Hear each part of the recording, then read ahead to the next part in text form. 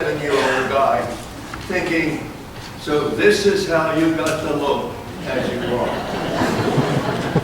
Some years back, the bookstores were selling proverbial wisdom books that went like hotcakes when they sold. They were in great demand. Now I'm thinking of Chicken Soup for the Soul series, the Book of Virtues by William Bennett, Everything I Needed to Know I Learned in Kindergarten, Proverbs for modern people who really are too busy to think in depth about much of anything.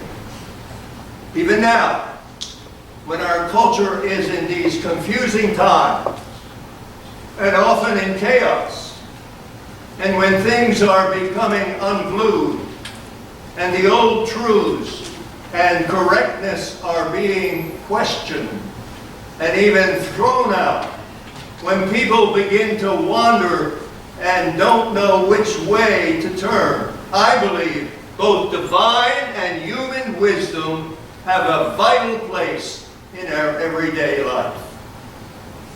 Proverbs are the product of a society that loves its young enough to show them the way, point to the path, and tell you what we have learned in this life. Proverbs are affirmation that life has some answers, that you don't have to reinvent the wheel, morally speaking, in each generation. Proverbs point the way. The biblical story is much more concerned about biblical wisdom and understanding, about having eyes and being able to see what is happening, about having ears and being able to listen and know what is being said. The Bible has a great deal of praise and appreciation for wisdom and understanding. There is a vast difference. Intelligence is one thing. Wisdom is another. Intelligence is the ability to retain and recall information, like you see with the contestants on the program on TV, Jeopardy. That's intelligence. Sit down, listen to me, and I'll tell you what works in life. That's Proverbs. Wisdom is not inherited from parents or passed on to our children. Now, some of you may be a little disturbed by all this. Nevertheless, show me someone who really believes that all I ever needed to know I learned in kindergarten. And I will show you someone who is incredibly stupid about what needs to be known. Early to bed, early to rise, makes a man healthy, wealthy, and wise. Maybe. Ben Franklin? Maybe not. The poor work longer hours than the rich. What is their gain from their toil? Health, wealth, wisdom, or broken health, grinding poverty, and dismay? Rabbi Shachter Salome leads workshops on aging, and he teaches a daily prayer to participants, a prayer that expresses the gratitude one feels as you wake in the morning. And this is what he says. First, you make a mental survey of your body, organs of perception, such as eyes and ears, the tongue, not only the eyes, but also the organs of digestion and elimination, such as kidney and bladder, the heart, the brain, and the pulse. He ends with the prayer by saying, thank you, God, for body, this vehicle of my spirit, for taking me for a wonderful ride for one more day. Such a prayerful and grateful attitude goes a long way in enlisting the body's support. One of my favorite human proverbs, and you might try it on for size, a good man is to be chosen rather than great riches, and favor is better than silver and gold. Can you buy that? Sounds like something that ought to be said in church. And when you start out with your life and you're making choices, try to decide which path to take and which to avoid. Choose a good name rather than a good bank account. Yes, it's better to have a good reputation than to have riches. Is that really the wisdom of the world? Someone told me about a friend who upon college graduation decided to give himself to the task of teaching in an inner city school. I wasted 2 years in that school, he said, and now I've got to face facts. Move on. I've lost some of my idealism. I'm going to apply to law school. Well, face facts, that's right. Get in step with the way the world works. And the way the world works is choose power, riches, things, and if there is any free time left over. When you get home, work on your reputation. The world doesn't write biographies on people who spend their lives as librarians, or teachers, or teaching science or chemistry, or maintaining cars, or building furniture, or pursuing the arts.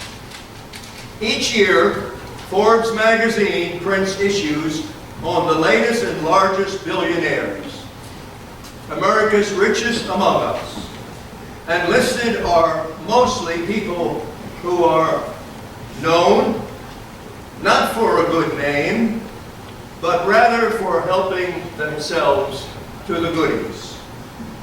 The preference today is to spend all of our time and energy in earning physical necessities. And when we forget the spiritual necessities,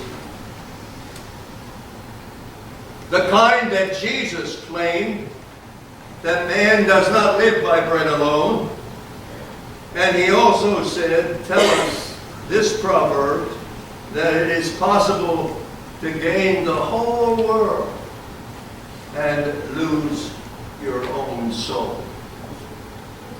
And so, as we live our lives, often the Christian faith is made a matter of feelings, about loving the Lord without any experience that the mind will be a part of that.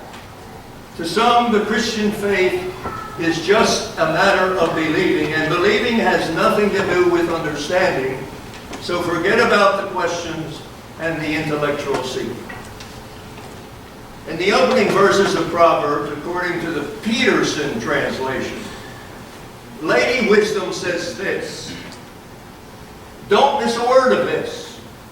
I'm telling you how to live well. I'm telling you how to live at your best. Years back, an elder of the consistory here, now a member of the church triumphant, presented me with a white sweatshirt with black letters on the front that said Carpe Diem, Latin for seize the day. I still wear it around the house, but I also wear it when I go to the gym for workout. And you would be surprised how that phrase strikes up conversations with people. Go to the mall and read the messages the youth of today are pushing. Times are changing. And my experience among you and in today's living tell me there are people here who are living well. People who are living at their best. I'm sure the pastors know of persons here who can be counted on through thick and thin. are very dependable, good, kind, and generous people. There are worshipers here whose personal proverb is do a good deed every day for someone. And they live it. Listen up. What important choices are you making in your life? What are you asking of life? Remember the so-called 3 wise men who were really wise men. Why?